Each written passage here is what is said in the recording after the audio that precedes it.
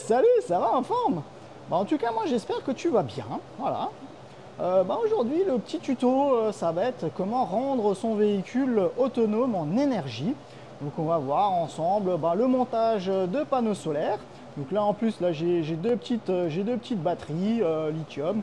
Voilà, bon, de toute façon, on va voir ensemble les différentes solutions, ce qui existe, et ainsi de suite. En tout cas, par la même occasion, je vais te montrer l'install que je fais sur cette belle capucine. C'est une install de dingue, parce que dessus, on va pas monter un panneau solaire. Ni deux, ni trois, ni quatre, mais cinq. Ouais, cinq panneaux solaires en tout. Ah, il est dingue le client. Oh, ah oui, c'est normal. Parce qu'il y a quelques mois, on y a installé une clim 12 volts. Et bah là, le monsieur va être autonome. Alors, on va monter 5 fois 130 watts avec un super régulateur Victron et deux grosses batteries lithium de chacune 150 ampères. Allez, viens, on va regarder ça ensemble. Donc voilà, aujourd'hui, alors le sujet, comme dit, ça va être énergie. Que ça soit, on va parler vraiment panneaux solaires, on va parler de batterie. En même temps, on va parler aussi un peu convertisseur, j'irai ce genre de petites choses. C'est un sujet qui est relativement vaste. Il n'y a plus de standard en fait comme on avait il y a encore 10 ans.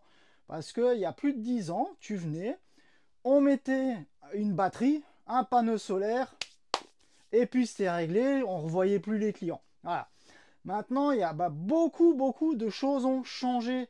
Les batteries ont changé, la taille des panneaux solaires ont changé, et aussi l'utilisation de l'utilisateur a vraiment changé.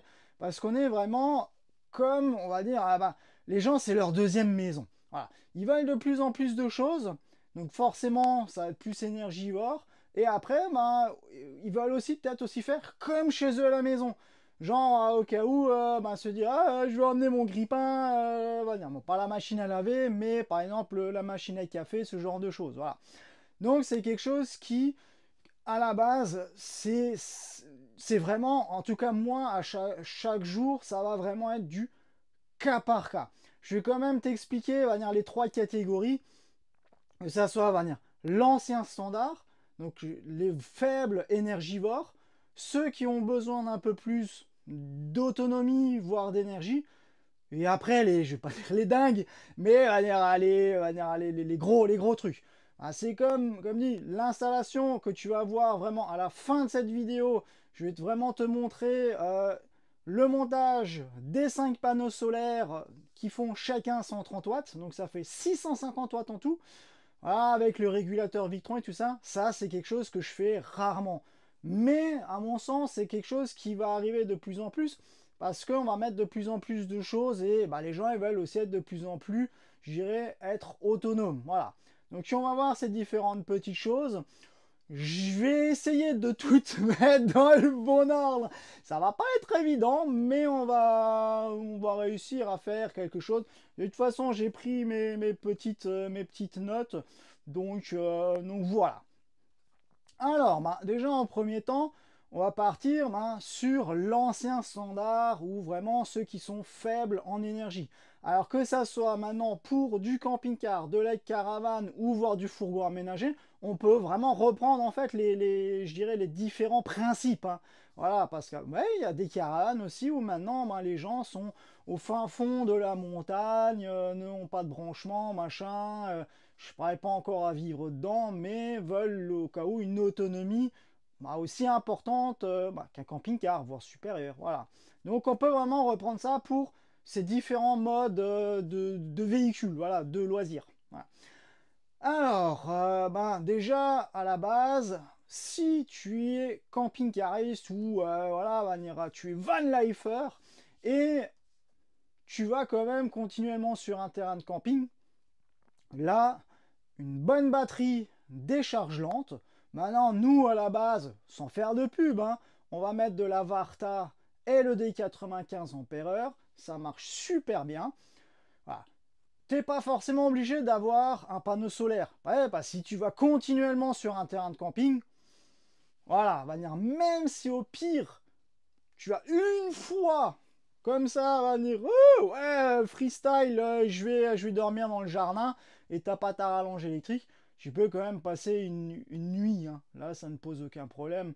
Après, maintenant, avec tous les éclairages qui existent dans les véhicules où tu es quasiment qu'en LED, ou même certains qui étaient en halogène ont converti en LED, tu peux quand même avoir une autonomie de quelques jours juste pour l'éclairage, un petit peu la pompe à eau et tout ça. Voilà. Après, je parle pas encore d'avoir la télé qui tourne H24 et tout le bazar. Voilà. Mais au cas où, comme dit, si tu vas que sur des terrains de camping, tu fais jamais de sauvage ou tu vas jamais sur des aires de service ou machin, et tu te branches à chaque fois, là, comme dit, une seule batterie suffit amplement. Après, si tu vas être un petit peu plus autonome et tu vas régulièrement, une petite nuit à gauche, à droite, t'es pas branché et ainsi de suite, et tu roules pas beaucoup, voilà, tu peux garder cette batterie là et tu peux mettre un bon panneau solaire sur le toit, que ce soit maintenant un 120, un 140 watts. Printemps, été, automne, tu peux être autonome. Bien évidemment, en ayant un peu de lumière dedans, faisant la pompe, en faisant tourner la pompe à eau, vraiment, j'irais le standard du véhicule, voilà, comme il est fait, sans avoir d'équipement de dingue dessus. Même si tu mets la télé j'irais 1 ou 2 heures par jour, c'est pas ça qui va te vider ou te flinguer la batterie. Hein, voilà, t'arrives d'être autonome avec ça. Même, voilà, il y a beaucoup de clients qui partent qu'en bonne période, ne sont pas beaucoup énergivores. On me dit, voilà, va venir, même les véhicules qu'on a à l'heure actuelle, va venir en première monte. Tu as un panneau solaire de 140, on met une bonne batterie et les gens sont autonomes à cette bonne période. Voilà. Dans n'importe quel cas, de toute façon, si tu pars en hiver, il n'y a pas beaucoup d'heures d'ensoleillement dans la journée, il n'y a pas beaucoup d'UV, et de toute façon, ça ne recharge pas des masses. Donc là, il faudra quand même, à un moment donné, au cas où, soit mettre la rallonge électrique, soit faire tourner le moteur, ainsi de suite. Voilà. Pour ceux qui veulent un petit peu plus d'autonomie, parce que voilà, ils font quand même que de l'air de service ou que du sauvage, mais ils veulent quand même un petit convertisseur, un 300, 600 watts pour le vélo électrique, pour des petites bricoles et ainsi de suite, et veulent être un petit peu plus, autonomes, sans devoir faire une grosse modification sur le véhicule de base. On peut toujours rajouter, toujours, tout dépend aussi du logement et tout ça, mais on peut rajouter en fait une deuxième batterie. Voilà, donc tu vas doubler ton autonomie. Donc si maintenant en cours de route, je sais pas, tu as un appareil pour dormir la nuit, voilà, c'est avec une batterie, tu étais déjà limite râler pâquerette le lendemain matin. Là, en ayant une deuxième batterie, tu es déjà beaucoup plus autonome. Après, la condition, c'est que en journée, il fasse beau et que le panneau solaire il peut bien recharger, je dirais, ta batterie. Après, maintenant, sur certains véhicules récents, on peut plus forcément mettre une batterie acide plomb standard. On est obligé de mettre des batteries AGM. Parce que maintenant, voilà, la marque que maintenant nous représente, ils ont un petit boîtier qui va gérer en fait les batteries et ils nous impose de mettre de l'AGM. Donc l'AGM va être un petit peu plus costaud que la batterie acide plomb standard. On va pouvoir un petit peu mieux la décharger. On arrive un petit peu mieux, je dirais, dans les décharges pas vraiment profondes, mais on arrive un peu mieux de les décharger. Et donc on a un petit chouïa un peu plus d'autonomie. Voilà, donc là, comme dit, ce boîtier, lui, va gérer, mais il va toujours prendre une batterie après l'autre. Donc là, comme dit, ça double ton autonomie. Donc là, il faut voir aussi, suivant ton utilisation, si tu en as réellement besoin. Et comme dit, là, tu es déjà un peu plus serein. Va venir, je dirais, 80, ouais, 70-80% de ma clientèle, ça va être ça. Le panneau solaire qui est d'origine, c'est du 140 watts. On met au cas où de bonnes batteries, passer un petit convertisseur derrière, parce qu'ils veulent être un petit peu plus autonomes en bonne période. Après, il y en a encore beaucoup qui, eux, pour la période hivernale, les remisent et n'utilisent pas leur véhicule. Après, il y en a quelques-uns qui vont partir 2 jours. Là, tu arrives d'être 2 jours autonome sans aucun problème. Après, on en a qui consomment un petit peu plus. Donc là, va venir, on a deux bonnes batteries, au cas où, soit des acides plomb, soit de l'AGM. Bon, de l'AGM, il y a aussi de l'acide dedans, mais la structure de la batterie est faite différemment. Et je veux dire, ouais, et alors on va au cas où augmenter le parc de panneaux solaires. Et là, on peut en avoir même limite deux sur le toit. Donc ça nous arrive d'avoir le panneau solaire d'origine du constructeur. Et on va regarder, on va reprendre le même panneau. Donc les mêmes caractéristiques comme dit à l'identique. Qu'on va mettre un petit peu plus loin ou sur le toit, là où il y a de la place. Et par contre, le régulateur du panneau solaire, on va le changer parce que lui n'est plus adapté. Et là, on va mettre un régulateur qui va être pour les, je dirais pour les deux. Donc un seul régulateur, une seule entrée parce que on a les deux mêmes, donc on peut les connecter exactement au même endroit. Sauf que maintenant, à la place d'être, par exemple, je sais pas, va venir un 10 ampères, suivant les caractéristiques du panneau, ça va être maintenant un 15 ampères ou un 20 ampères ou que sais-je, voilà. Et donc là, on peut avoir par exemple du 2 fois 140 watts. Pour des clients qui maintenant, eux, n'ont pas de panneaux solaires à la base et on voit qu'ils veulent pas mal d'énergie et tout ça, ça nous arrive de mettre, voilà, je vais arriver, ça nous arrive de mettre par exemple 2 fois 130 watts sur le toit, par exemple des Black Crystal, c'est ceux qui sont entièrement noirs. Donc ceux-là vont envoyer un petit peu plus de courant électrique dans une dimension un petit peu plus restreinte, donc ça c'est pas mal. Et on peut aller ça nous arrive de faire soit 2 fois 130, 2 fois 155, voire 2 fois 195 watts. Ça, c'est les trucs qui nous arrivent un peu plus souvent. Voilà. Et là, forcément, du moment qu'il y a des UV, du soleil, et voilà, qu'il y a un beau petit soleil, là, ça produit déjà mieux. Voilà, ça c'est pas mal. Et ça recharge un peu plus rapidement, voilà, que d'en avoir que un sur le toit. Après, ceux qui vont, par exemple, avoir des convertisseurs plus importants que 300, voire 600 watts, là, sur des batteries acide plomb standard ou AGM, il faudrait éviter de mettre quelque chose de plus costaud que du 1000 watts pur sinus. Parce que ça risque, déjà, tu vas réduire ton autonomie. Donc forcément, à la place de tenir quelques jours, là, tu réduis fortement. Toujours pareil, si tu utilises régulièrement. Parce qu'il y en a qui vont vouloir des plus gros pour la machine à café 4 fois par jour. Là, à un moment donné, il y aura un souci. Mais voilà, pour les vélos électriques ou n'importe. Et j'ai perdu maintenant J'ai perdu le fil. J'ai perdu le fil. Ouais, voilà, maintenant à 1000 watts. Là, ça passe encore sur les deux, je dirais, sur les batteries acide plomb ou AGM. Mais du moins que tu vas passer sur des convertisseurs plus importants, en convertisseur pur sinus, là, vaut mieux, je dirais, partir vraiment sur de la lithium. Voilà, mais on va y arriver. Et donc, voilà, donc faut toujours que ça soit cohérent. Ça sert à rien d'avoir maintenant deux grosses batteries et un mini panneau solaire de 70 watts sur le toit. Ça apporte rien. Ou maintenant, on va venir, j'exagère, 600 watts sur le panneau solaire et une mini batterie. Voilà. Il faut que les deux soient cohérents. Comme ça, tu as un bon parc de batterie pour bien stocker l'énergie. Et après, du moment que tu as des UV et tout, qu'il y a une bonne production et que là, ça recharge dans un laps de temps relativement court. Voilà. Il ne faut pas non plus que, voilà, il y a maintenant il y a une bonne journée dans son élément et tu as à peine rechargé. Voilà, il faut que vraiment que ça soit cohérent. Mais ça reste vraiment je dirais, du coup par coup. Il faut vraiment, on va dire, voir et se documenter pour vraiment que ça soit adapté aussi à ton utilisation. Voilà. Ah, ça va être pour ceux qui vont consommer un peu plus.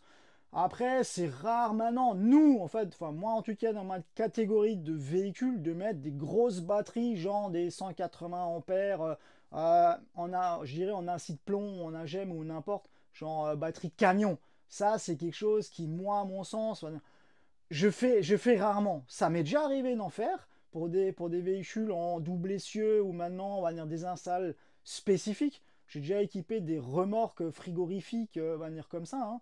Voilà, mais c'est encore vraiment des cas à part. Ça va pas être du tout venant. Voilà.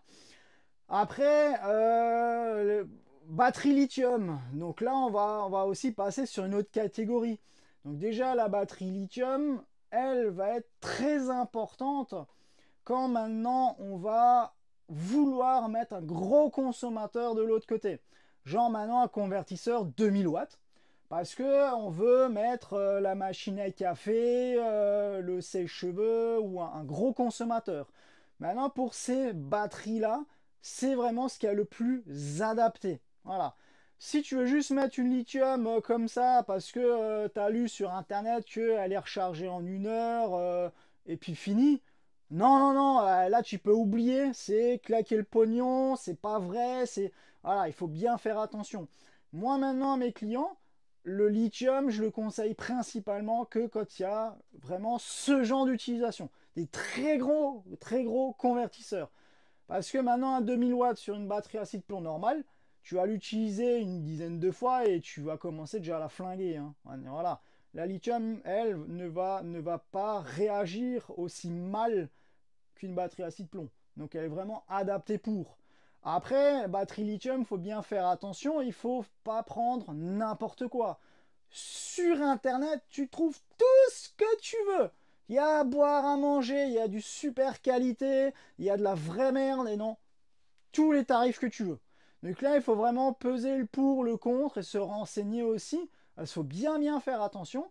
Parce que pour les véhicules récents qui sont encore sous garantie constructeur, à voir ce que le constructeur en lui-même préconise.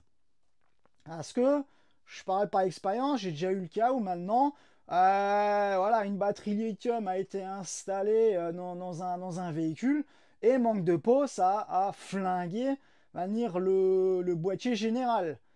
Si au cas où ben, la personne voit cette vidéo, je pense qu'elle va se sentir visée. Voilà, mais c'est un cas d'école. Hein. C'est des choses, mais après on ne sait pas. Alors est-ce que ça vient de la batterie lithium? Est-ce que ça vient du boîtier qui n'est pas adapté? Voilà, ça dépend. Il y a beaucoup de conditions. Donc c'est pour ça que moi, au cas où, je recommande à reprendre ce que le constructeur lui va préconiser. Donc maintenant, là on a Chausson Challenger. Enfin, nous on vend Chausson, mais Challenger c'est exactement le même.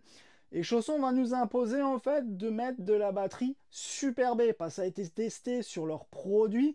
Et s'il y a quoi que ce soit, en fait, ça ne va pas altérer la garantie constructeur. Donc c'est très important, voilà. Parce que maintenant, si c'est un boîtier qui éclate, va dire bon, c'est une chose, mais après, quand tu as plus, là, c'est déjà un peu plus délicat. Et au moins, tu sais que ta batterie est adaptée. Certes, ben, c'est sûr que la batterie va être plus chère à l'achat que d'autres marques, mais c'est toujours pareil, t'as pas une Rolls au tarif d'une Dacia. Après, c'est clair, je suis tout à fait d'accord, il y a des batteries qui sont horriblement chères et ce n'est pas justifié. Mais en général, voilà, si tu trouves une batterie lithium, admettons, une 150 ampères-heure, à 200 euros. Il y a un souci quelque part. Hein, maintenant, une Super B, la 150 ampères-heure, allez, je crois en gros vers les 2300 euros. Voilà, maintenant j'exagère peut-être, mais c'est déjà, voilà, c'est déjà une idée sur la qualité de la batterie. Donc si après il y a des dégâts, voilà, voilà. Après, c'est aussi à toi de voir. Moi, je ne vais pas pousser quelqu'un à prendre spécifiquement une marque, mais je fais gaffe quand même avec mes constructeurs pour voir ce qui est le plus, je dirais, plus adapté. Hein. Voilà. Maintenant, on peut aussi prendre la Victron Energy, qui est un très bon produit, qui est aussi moins cher que la Super B. Voilà. Mais après, à chacun de voir ce qu'il veut faire aussi. Alors maintenant, cette batterie lithium, bien évidemment, adaptée aux convertisseurs de grosse capacité pour pouvoir l'utiliser aussi correctement. C'est pas je viens, je la fous dans ma charrette et puis on n'en parle plus. Ah non, non, non, il faut bien, voilà. Et c'est pas rechargé en 1 heure, hein, en roulant comme ce qui est marqué. On peut effectivement augmenter je dirais, la rapidité de recharge moteur tournant à plusieurs conditions. Bah, déjà de mettre un alternateur renforcé, voilà, qui débite aussi plus d'ampérage. Bah, si c'est celui-là d'origine, la plupart du temps, ils sont plus ou moins bridés à 45-50 ampères. Voilà, donc il faut déjà que tu mettes un alternateur beaucoup plus costaud sur ton véhicule. il faudrait voir aussi pour augmenter la section de câble. Parce que d'origine, on est sur une section de 10 mm². Donc là, il faut quand même que tu prennes au cas où du 25 voire du 50. Donc ça nécessite encore une modification supplémentaire. Dans n'importe quel cas, du moment que tu as un véhicule récent, voilà, donc je ne parle pas sans devoir changer l'alternateur et tout le tralala, du moment que tu as un véhicule récent, tu as dans beaucoup de cas des alternateurs intelligents qui, eux, au cas où, voient que la batterie moteur est relativement chargée, la tension est toujours identique à la batterie cellule vu que c'est une lithium, bah, l'alternateur, fini, moi je me repose, c'est la playa. Et bah là, tu vas regarder, moi j'ai un autre client qui a eu le cas, bah, son frigo, bah, il pompait sur la batterie lithium et lui l'a vidé. Quand il est arrivé au point B, la batterie elle est limite rincée. Ah merde, qu'est-ce qui se passe? Bah oui, bah, le client a fait installer va venir sa batterie lithium autre part. En fait, il a eu un bon tarif en Allemagne. Le concessionnaire n'a pas fait gérer son boulot. Et Mikey, écoute, j'ai ce problème. Bah, il m'a foutu un booster. Voilà, donc on a mis un booster dessus. Et le booster DC-DC, lui, en fait, il va influencer sur ton alternateur. En fait, il va faire en sorte qu'il va gruger. Il va gruger le bazar. Pour que l'alternateur, lui, soit constamment en fonction. Bah, pour que ta batterie lithium, lui, elle puisse recharger. Voilà. Comme dit, la batterie lithium, elle a toujours la même tension. Et d'un coup, crac, boum, tu es dans le noir. Donc l'alternateur, lui, voit pas ça. Parce qu'une batterie acide plomb, on va augmenter. 11, 5, du machin, jusqu'à 13, 14, 4, et ainsi de suite. Que là, là, ça augmente et ça diminue. Batterie lithium, c'est stable, et après, d'un coup, crac, t'as plus rien. Voilà. Et donc le DC-DC, lui, va faire déjà que ton alternateur tourne en continu et ça évite de vider. Donc ça, c'est quelque chose qui est intéressant. Après, de toute façon, d'origine sur les véhicules, donc si c'est des véhicules déjà assemblés, hein, voilà, je parle pas maintenant d'un véhicule que tu vas assembler toi. Parce que maintenant, tu as acheté une camionnette, un camion et tu veux faire un fourgon ou un camion aménagé avec. Je parle pas maintenant de ça, mais des véhicules de fabricants qui sont déjà construits. Il y a déjà un coupleur séparateur intégré au véhicule. Donc ça sert à rien de foutre va venir un DC-DC de 75 ampères. De toute façon, l'alternateur, lui, il va pas produire plus. Et voilà, ça sert à rien. C'est pour ça que dans beaucoup de cas, maintenant, les constructeurs mettent du DC-DC 25 ampères. C'est juste pour gruger l'alternateur. Voilà, vu que tu as déjà un coupleur séparateur qui est intégré. Après, c'est clair que si maintenant tu viens de fabriquer toi ton propre véhicule et tu veux y mettre un coupleur DC-DC pour recharger à fond ta batterie lithium, là effectivement, il faut que tu regardes vraiment l'ensemble. Ce que tu veux vraiment recharger. Si tu veux du 50 ampères en recharge en instantané, là il faut aussi que tu aies, comme dit, le câblage adéquat à ce moment-là. Voilà. Après, l'autre chose, pour aussi augmenter la recharge. Admettons, tu es chez toi à la maison, tu es sur un terrain de camping, il faut aussi voir quand tu es branché au secteur que ça recharge plus rapidement. Si tu as le chargeur d'origine, la plupart du temps, ça va être quoi? Du 16 ampères. Voilà, en recharge 12 volts. Suivant le nombre de batteries lithium que tu as, forcément, ça, ou la capacité de ta batterie, ça va mettre longtemps. Voilà. Donc là, au cas où, tu changes ton chargeur. Tu passes au cas où sur du. Au cas où. Moi, j'avais installé un Dometic il n'y a pas longtemps. C'était un 35 ampères. Et je pouvais aller jusqu'à du 50 ampères, suivant le modèle que je prenais. Voilà. Donc, si tu n'as qu'une batterie lithium, genre une 100 ampères-heure ou une 150 ampères-heure, là, au cas où, tu peux rester, si ça ne te dérange pas plus que ça, tu peux rester sur le chargeur d'origine. Donc là, par contre, il faut aussi que tu regardes sur le chargeur pour changer le petit picot. Tu as toujours un petit picot où tu as d'un côté plomb, et après tu bascules, il y a marqué, je crois, gel ou AGM. Et donc, il faut que tu te mettes là-dessus pour que ton chargeur puisse prendre en compte la batterie lithium. Voilà. Et après, si tu changes au cas où le chargeur en complet, bah là, tu regardes les petits picots, les petits machins, on va dire, qui sont à modifier. Après, l'autre chose, donc au niveau des panneaux solaires, bah là, c'est sûr, si maintenant tu viens de mettre deux batteries lithium 150 ampères-heure, tu vas pas te faire chier avec un panneau solaire de 120 watts sur le toit. Il faut quand même, au cas où, que ça soit un petit peu plus costaud. Là, il faut vraiment que tu vois ce qui te correspond au mieux. Ah, là, il faut que tu te renseignes, il faut que tu vois. Ben là, dans ce tuto, donc comme dit en fin de vidéo, je vais te montrer. Donc, j'ai monté deux batteries lithium, chacune de 150 ampères-heure. Donc voilà, avec 5 panneaux solaires sur le toit. Et donc là, forcément, du moment qu'on est en plein été, ou du moment qu'il y a des UE, donc elles vont bien recharger plus rapidement. Voilà. Alors tu me diras, ouais, mais pourquoi autant de panneaux solaires maintenant pour lui? Bah, comme dit, j'ai monté il y a quelques mois précédemment une clim 12 volts. Donc forcément, elle est énergivore. Donc en été, il faut quand même que ça soit cohérent. Il ne faut pas que j'ai plus de consommation que de production électrique. Donc c'est pour ça qu'on est parti vraiment sur plus de panneaux solaires. Voilà. Après, on va dire si tu n'as pas de clim 12 volts ou n'importe, hein, deux panneaux solaires de 195 watts chacun vont très bien marcher. Hein. Ça, c'est des petites choses qu'on fait de temps en temps.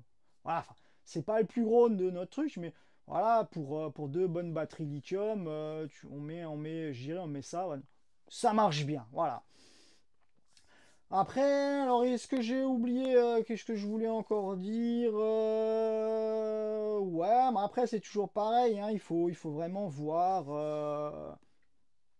par rapport à la consommation, ce que tu veux en faire. C'est sûr, si maintenant voilà, tu as une utilisation juste normale de quelques lumières et puis c'est tout, ne t'embête pas à dépenser une fortune pour une batterie lithium, hein, voilà. Après aussi un truc à faire attention en batterie lithium, suivant l'emplacement où elles sont. Un de mes clients, ben, lui, avait acheté une batterie lithium, je pourrais plus dire ce que c'était comme marque, mais en tout cas c'était pas chez nous, et son compartiment de batterie était à l'extérieur du véhicule, dans un coffre.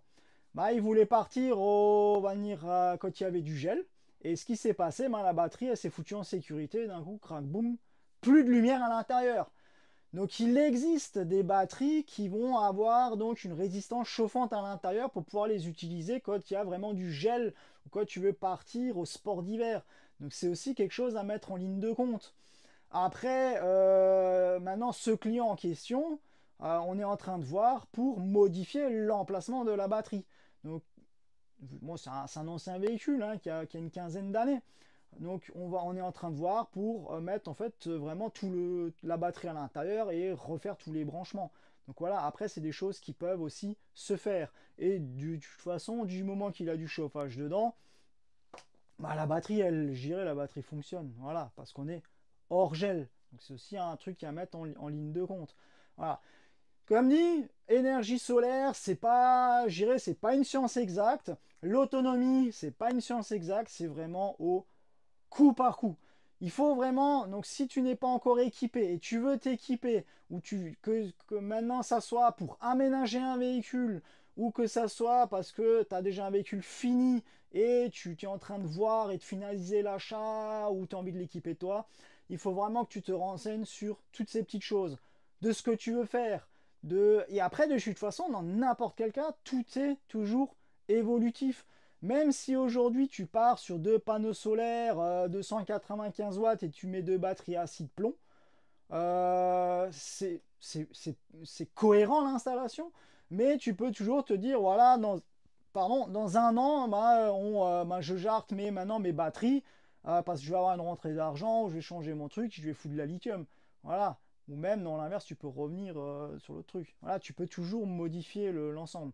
Ah oui, pareil, au niveau du panneau solaire sur la lithium, à voir aussi que le régulateur du panneau solaire, lui, soit aussi compatible lithium.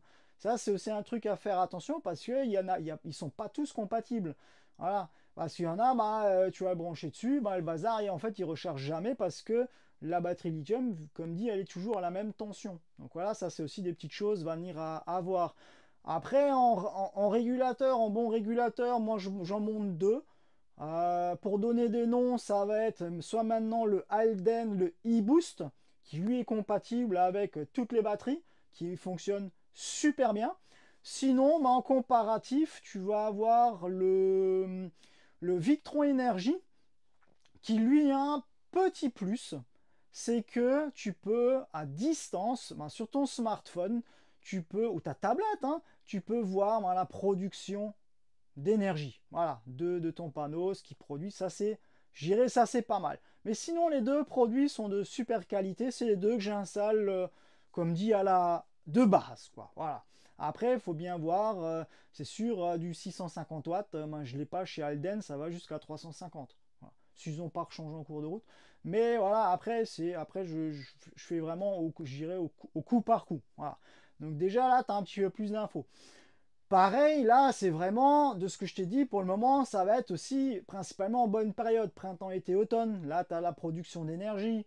À voir que tes panneaux solaires, tu les mets en parallèle, donc pas en série. Donc ça veut dire que tu as un panneau solaire à côté et que tu es l'un à côté de l'autre et que tu es tous les plus ensemble et tous les moins ensemble. Voilà, pour une raison toute simple. Parce que tu vas en avoir plusieurs. Si maintenant tu as un ou deux panneaux solaires qui sont cachés, par un arbre, un nuage ou je sais pas quoi, les autres vont continuer à produire en énergie. Parce qu'après, il y en a qui vont faire des installs où ils vont en mettre en série. Mais là, si tu en as un qui lui est caché par le soleil, ben, l'autre ne produit, ne produit rien parce que voilà, parce que l'un passe sur l'autre. Donc ça, c'est des petites choses, je dirais, à faire aussi. Attention, voilà. Pour ça, moi, je les mets toujours en parallèle, voilà. Et il n'y a aucun, il y a aucun souci. Voilà.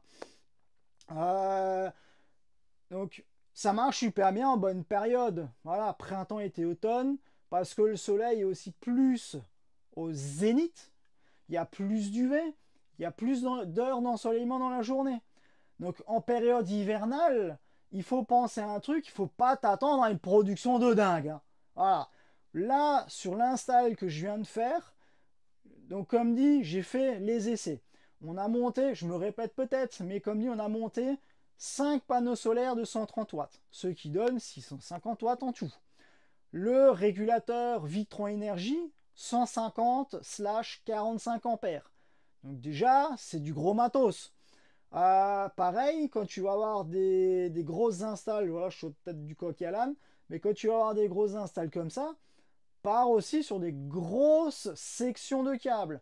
Là, moi, en fait, ce que j'ai fait, je suis parti en 10 mm² du régulateur jusqu'à la batterie. À la base, j'ai pas pu le mettre le plus proche de la batterie. C'est ce qui est préconisé, c'est ce qu'il y aurait de mieux, mais je pouvais pas le faire à cause de l'encombrement du boîtier. Voilà. Et même certains constructeurs de véhicules, hein, c'est en haut d'une penderie, et puis après, il y a une bonne section de câble. Du moment que la section de câble est adaptée, ça ne pose pas de problème. Après, c'est sûr que si tu pars avec du 2.5, là, tu vas avoir des fuites en cours de route, voire un échauffement des câbles ou n'importe. Là, si ton câble il est un peu surdimensionné, vaut mieux, mais au moins tu es sûr que ça passe. Et donc voilà, j'ai ce super régulateur et tout. Alors j'ai regardé avec mon téléphone. Et donc quand j'avais fait toute mon install, j'avais posé dehors. Et bah, c'était nuageux. Bah, mon bordel, il a produit 27 watts. Ouais, bah, à la période où je l'ai fait, mais on est en période hivernale. Il n'y avait pas des masses d'ensoleillement et c'était couvert. Voilà. Le jour d'après, wouh, il faisait super beau. Et là, j'ai tourné entre maximum 200 à 270 watts de production. Voilà. Après, c'est clair qu'il n'y a pas eu des masses de soleil non plus de toute la journée. Maintenant, je ne sais plus à combien maintenant mes batteries elles se sont rechargées. Mais voilà, après, c'est aussi des choses à mettre en ligne de compte. Après, il y en a qui vont être là. Ah, il faut calculer par rapport au nombre de wattheures, de ci, de ça et tout. Mais il faut pas se leurrer je dirais en intersaison, période hivernale. Tu peux pas partir sur des valeurs de référence de combien tu risques d'avoir en production et tout. Là, c'est mort, tu peux oublier, hein. Tu peux te retrouver pendant, comme dit, là, quand j'ai fait l'install, hein, pendant une semaine, il y avait de la pluie jour après jour. Donc voilà, donc ça, tu as 650 watts de panneaux solaires sur le toit, ça te recharge que dalle. Voilà, on va venir, après, c'est des choses vraiment à bien mettre en ligne de compte. Donc, que tu aies n'importe quel panneau solaire, faut pas t'attendre à des performances de dingue en plein hiver. Si maintenant tu prends ton véhicule et tu es vraiment, on va venir au sud de l'Espagne, Portugal, ou tu vas au Maroc, ou quelque part où il y a du soleil. Là, effectivement, tu auras largement plus de production que si tu es en France, en Allemagne ou n'importe. Voilà. Il faut vraiment penser aussi à ça. Voilà. Et donc, bah, forcément, ça va aussi rentrer en ligne de compte sur ton autonomie et sur les équipements que tu as à l'intérieur de ton véhicule. Bah voilà, si tu as un frigo trimixte, bah forcément, le frigo lui consomme pas grand chose en énergie, juste pour la commande. Si tu as un frigo à compression, bah forcément là tu as une demande d'énergie qui est constante, même s'il s'arrête et il s'allume, mais tu as quand même plus de consommation qu'un frigo trimixte. Mais par contre, tu as plus de performance. Voilà, après, on ne peut pas tout avoir. Si maintenant tu vas avoir un chauffage gaz, chauffage chauffe-eau gaz ou un chauffage chauffe-eau diesel, ben là forcément le diesel, le chauffage diesel lui consomme un chouï plus. Pour quelle raison? Parce qu'il faut démarrer le brûleur et la bougie d'allumage peut consommer pendant quelques minutes jusqu'à 20 ampères. Donc forcément, c'est pas grand-chose. Enfin, c'est pas grand-chose, mais c'est beaucoup quand même. Mais ça réduit quand même un petit peu ton autonomie. Voilà. Après, c'est pareil, en période hivernale, tu vas pas avoir non plus toutes les lumières allumées dans ton véhicule, même si c'est du LED. Après, tout dépend si tu... Voilà. Le convertisseur, théoriquement, en période hivernale, tu vas pas le faire fonctionner pour recharger tes vélos électriques. Par contre, tu vas l'avoir un peu plus pour maintenant le sèche-cheveux, la machine à café, le grille-pain. Voilà, donc il faut vraiment voir ce que tu veux, je dirais, faire et ce que tu veux utiliser. Et au cas où, se renseigner vraiment à ce moment-là en conséquence. J'irais le plus fou que, enfin le plus fou, le truc le plus gros que j'ai fait, c'est maintenant mettre deux grosses batteries lithium de 210 ampères dans un véhicule. Bon, un véhicule poids lourd. Donc voilà, donc là c'est encore différent. C'est pas maintenant le petit véhicule de 6 mètres en 3 tonnes 5, voilà. Après, c'est tout ça qu'il faut vraiment voir. En tout cas, je t'ai donné pas mal d'infos. Après, c'est à toi de voir ce qui est bon pour toi ou non, hein, on va dire, voilà, et de te renseigner vraiment, on va dire, au cas par cas pour voir si vraiment tout est... pour que ça colle vraiment à ton utilisation. Voilà. Après, donc je vais juste revoir un petit peu de ce que j'irais, de ce que j'avais à dire. Voilà. Donc ouais, donc il y en a qui m'ont déjà posé la question. Donc quand j'avais fait l'installation de la clim, ouais, donc la clim 12 volts, c'est une Indel B et elle va consommer, je dirais, en moyenne 16 ampères, donc en 12 volts. Après, elle peut avoir une consommation maximale de 42 ampères. Voilà. Donc pourquoi on a installé ça il y a quelques mois et pourquoi cette si grosse installation? Ben, c'est parce qu'en fait le client, lui, à la base, emmène un chien avec lui et se raccorde jamais au rallonge électrique. Voilà, sur secteur, sur un terrain de camping ou n'importe. Ou peut-être juste en partant chez lui à la maison. Donc il voulait avoir pas mal d'autonomie et que le chien ne souffre pas de la chaleur. Voilà. C'est pour ça on est parti sur cette solution-là. Parce que les clims 230 volts, on n'est pas parti là-dessus parce qu'il fallait encore mettre un convertisseur 12-230 et ainsi de suite. Et il y avait trop de contraintes en fait. Donc on est parti vraiment sur du 12 volts. Et puis voilà. Donc pareil, quand tu vas avoir je dirais, un lanterneau avec une aération, avec un ventilateur, que ce soit donc le Fiamma, le Turbovent ou maintenant un Max Fan ou n'importe. Voilà, c'est aussi une consommation qui continue. Moi, je vois sur mon véhicule, j'ai deux batteries acide plomb, 95 ampères chacune. J'ai un panneau solaire de 195 watts sur le toit de mon véhicule. J'ai un frigo à compression à 90 litres et chauffage chauffe-eau diesel. Moi, en tout cas, printemps, été, automne, avec mon utilisation, ben, je suis autonome. Là, j'ai pas besoin de me raccorder, de machiner, ainsi de suite. Et ça nous est arrivé d'être posé pendant 4-5 jours sur un terrain de camping, voilà, on va dire, et de bouger à pied ou n'importe et pas déplacer le véhicule. Moi j'ai réussi à, voilà, pour cette utilisation j'ai réussi. Après, ben voilà, j'ai pas non plus tant de lumière, tant de machin et ainsi de suite. Voilà. Donc après, il faut aussi voir suivant son utilisation. Voilà. Donc comme dit, renseigne-toi bien, prends ce qui est vraiment bon pour toi, et puis l'affaire l'affaire roule, hein, tout simplement. Voilà. Bon, en tout cas, j'espère. Bon, de toute façon, ouais, j'ai un peu dit tout ce que j'avais à dire. J'espère que c'était j'irai le plus clair possible pour toi.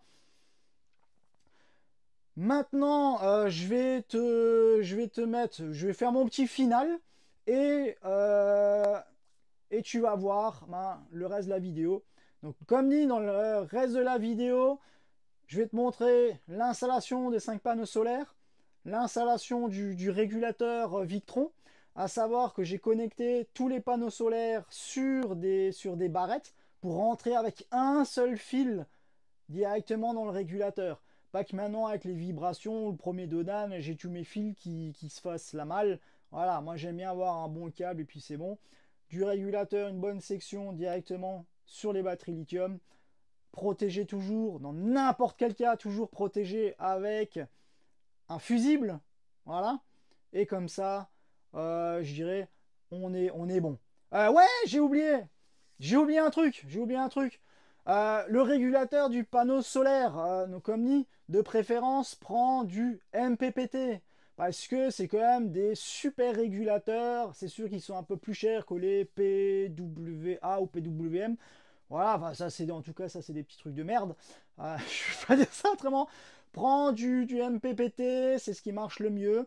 Quand tu vas avoir un temps qui est un peu ombragé, au moins ça recharge un petit chouillis en plus. Voilà. Ça va, bon, c'est sûr, ça va pas être énorme, mais c'est toujours mieux. Voilà. J'ai dit ce que je voulais dire. Et ouais, donc comme dit dans cette fin de vidéo, je te montre vraiment toute l'install de ce panneau solaire et tout ça. Et puis voilà, comme ça te fait une idée de ce qu'on sait faire et de ce qui est faisable. Voilà. Après, c'est sûr, quand on a un camion de déménageur ou un autobus, on peut faire encore plein d'autres choses. Mais sur du camping-car basique, voilà, enfin basique, du traditionnel, voilà, on peut déjà faire pas mal de petites choses. Voilà.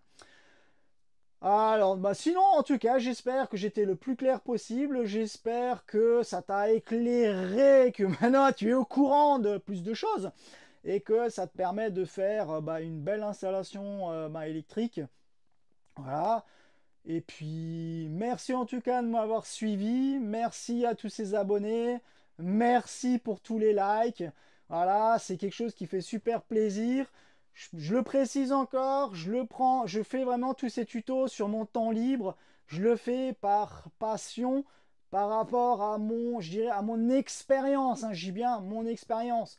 Voilà, je sors pas de Saint-Cyr, je tiens pas tout savoir, je tiens encore à apprendre chaque jour. C'est ça qui qui me fait vibrer, c'est ça qui me fait vivre. Voilà, et le fait de pouvoir vous aider du mieux que je peux. Merci à vous tous. Je vous souhaite encore une bonne soirée ou une bonne journée suivant l'heure où vous me regardez. Et n'oublie pas, maintenant je te montre, comme dit, mon install que j'ai fait pour ce client. Allez, à la prochaine. Ciao, ciao. Voilà le toit de notre véhicule. On va tout installer. Voilà. La fameuse clim 12 volts qui marche super bien.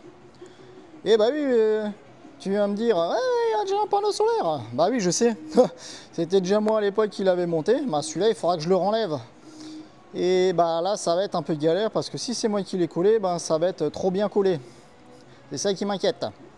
Et avant de faire quoi que ce soit, bien évidemment, quand tu montes sur le toit de ton véhicule, tu regardes que tout soit bien propre pour pas faire de la saloperie quand tu vas installer ton panneau ou tes panneaux. Voilà. Et voilà, le panneau solaire, il est enlevé. Fou, je te dis pas, hein, j'ai transpiré. Et effectivement, vu que c'était moi qui l'ai collé, c'était galère. Donc maintenant j'ai pris mon carton, là où il y a les panneaux solaires emballés, et j'ai fait mon petit gabarit avec, et je vais regarder où poser tous mes panneaux solaires. Quand on a un ou plusieurs, c'est toujours pratique pour voir si tu as assez d'espace avant de commencer à coller. Voilà.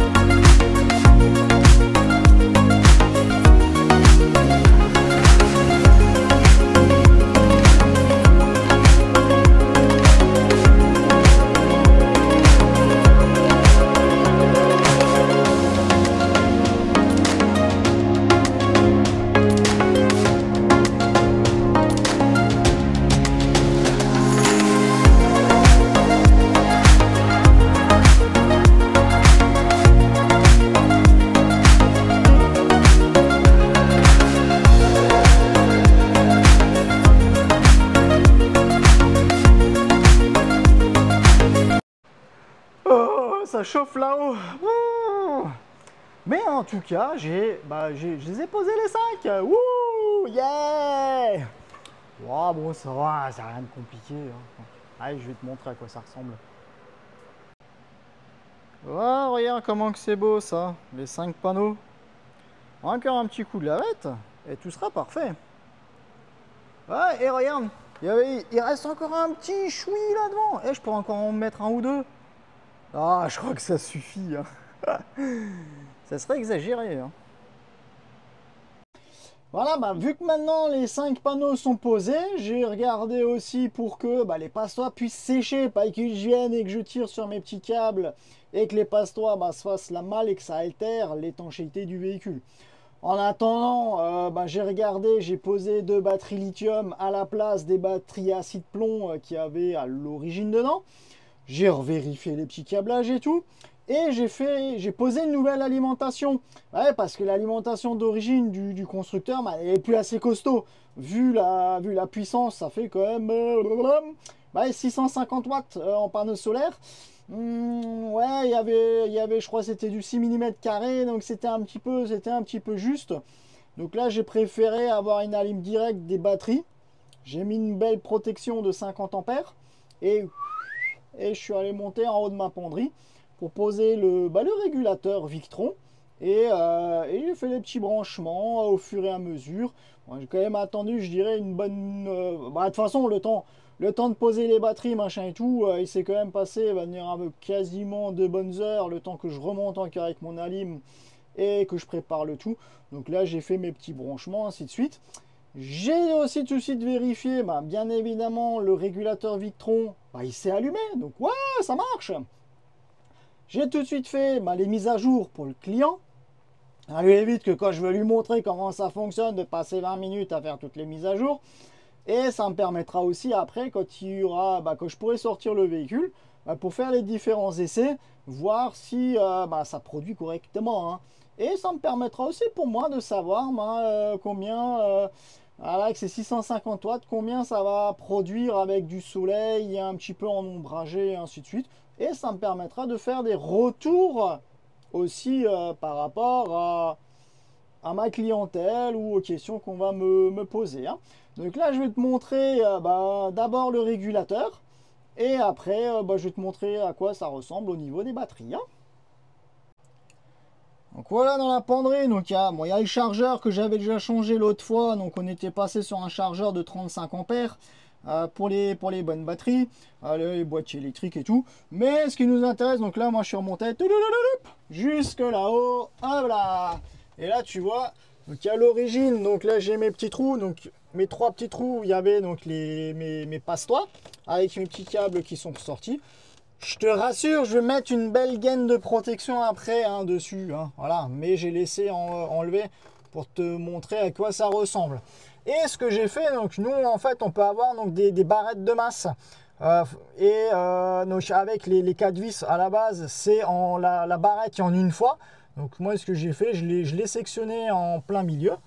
Et là j'ai mis les plus d'un côté, les moins de l'autre. Comme ça évite d'avoir beaucoup de fils qui rentrent dans le régulateur et que tout se fasse la malle. Donc comme ça, là, j'ai un bon 10 mm² qui, lui, va rentrer directement dedans. Hein. Voilà. Donc là, tu as l'entrée du panneau solaire, hein, donc le moins et le plus. Et après, de la batterie, donc plus et moins. Voilà. Donc ça, 45 ampères. Ah, donc comme dit, les mises à jour sont faites. Et après, je pourrais tester. Hein. Voilà. Donc là, on est au niveau du régulateur et on va regarder au niveau des batteries. Hein. Voilà le logement, donc batterie. Là, on avait avant les Varta LFD 90. C'est encore celles que j'avais montées à l'époque. Elles ont en gros, je crois, 5-6 ans. Voilà, donc qui fonctionnait encore très bien. Hein. Voilà. Et donc, il a regardé avec un ami pour lui passer. Voilà, on va pas les jeter vu qu'elles sont encore bonnes. Et là, on a nos 2 batteries qu'il a ramené. Donc, c'est du 2 fois 150 ampères. 300 en tout. Donc, c'est pas mal. Hein. Et donc là, comme dit, là, moi, j'avais repercé mon petit trou. J'avais repassé le câblage. Foutu mon fusible 50 ampères directement ici. Hein. Voilà. Donc, ça fait déjà pas mal d'autonomie. Là, il y a eu quelques jours qui se sont écoulés. J'ai pu faire mes essais sur le véhicule pour voir combien ça produit avec tous ces panneaux solaires. Là, c'est clair que on est samedi. Le client, il va bientôt récupérer son véhicule. Tu vois, là, il fait pas clair de ouf. Il n'y a pas des masses de soleil et tout. Ça recharge que dalle. Là, je viens juste de prendre l'appli Victron et regarder. Voilà, à part, je pense, faire pédaler la belle-mère, ça produit rien du tout. Hein. Voilà. Par contre, hier, j'avais de l'ensoleillement. Donc, après, il a rechargé en pointe, donc 270 watts. C'est pas mal pour la période hivernale, quand il y a du soleil. Voilà. Après, pour l'été, je vais quand même voir avec le client ce qu'il me dit. Mais en été, comparativement à mon panneau solaire, qui est à peu de choses près identique, bon, pas avec autant de panneaux, en été, c'est clair, c'est largement mieux. Quoi. Après, c'est comme toute chose. Hein, quand tu es bon camping-cariste en plein été, si tu te fous sous un arbre, si tu as de l'ombre dessus toute la journée, ça va pas charger des masses. Après, l'avantage là, c'est que si y a un petit arbre à côté et il cache au cas où l'un ou l'autre panneau solaire, les autres prennent le relais, donc c'est ça qui est bien. Enfin, les autres continuent de produire.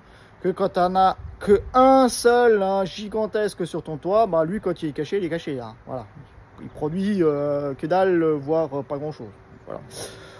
Mais en tout cas, voilà, on va dire période hivernale, si tu as un peu de soleil, tu as déjà, là, pour 650 watts de panneaux solaires, tu as déjà, on va dire, 270 max en puissance. C'est déjà pas mal, voilà. Bon, après, c'est sûr, si tu as, voilà, si un peu de chauffage, le machin et tout, bah, là, tu peux être autonome. Voilà, c'est déjà pas mal. Bon, de toute façon, c'est extrêmement rare d'avoir des... une install aussi importante, voilà. Sinon bah, pour ceux qui ont une install standard, voilà, tant que tu tires pas dessus comme un débile, ça passe. Et de toute façon, la plupart, on va dire en période hivernale, quand ils sont sur des campings ou n'importe, mais ils se branchent électriquement pour pas être embêtés. Voilà. Et voilà, donc la petite install. Ouais, c'est rare d'avoir des aussi grosses installations comme ça. Mais moi j'aime bien, ça fait plaisir, ça change un petit peu du quotidien. Après, comme dit, là, à 95%, bah, qu'est-ce qu'on va avoir?